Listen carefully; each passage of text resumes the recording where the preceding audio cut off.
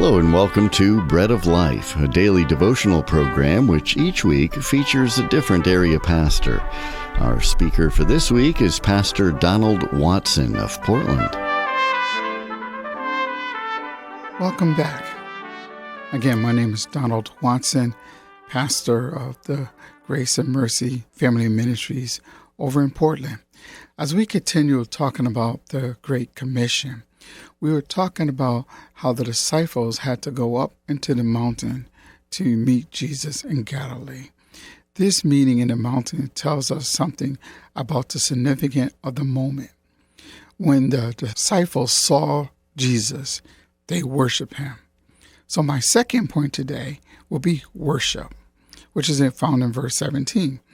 Worship is the second word here. It gives us some quality, some necessary ingredients of effective disciple making and the word worship. And when they saw him, they worship him. It means they fell prostrate before him. They adorn him. They begin to lift him up and just begin to worship Christ for who he was.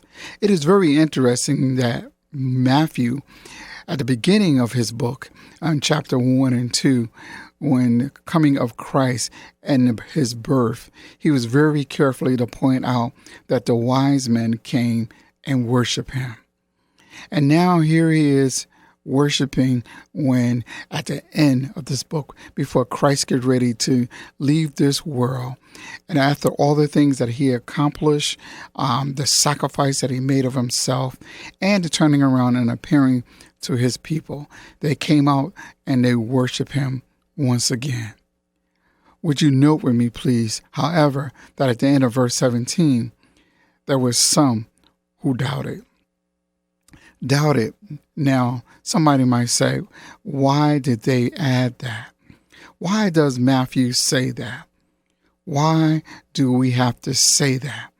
Doesn't that plant a seed in somebody's mind who is skeptical of the scriptures? That is said, so I don't know if I really believe that.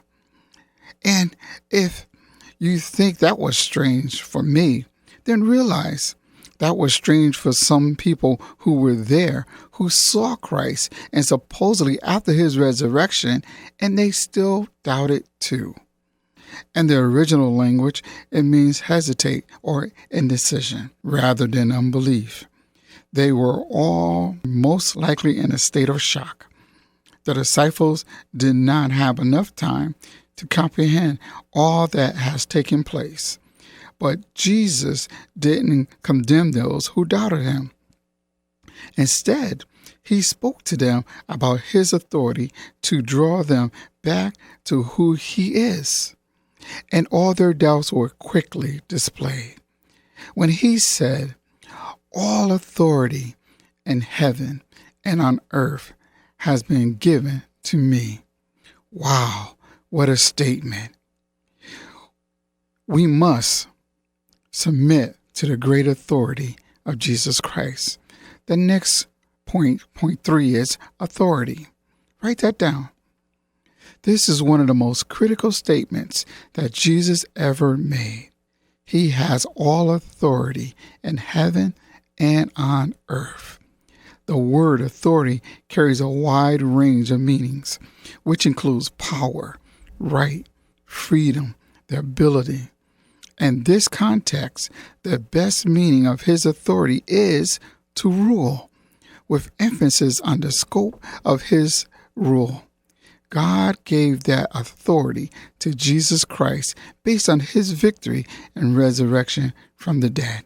Please join us again tomorrow as we continue down this trip of the Great Commission. You've been listening to Pastor Donald Watson of Portland, and this has been Bread of Life, a program to encourage you from God's Word.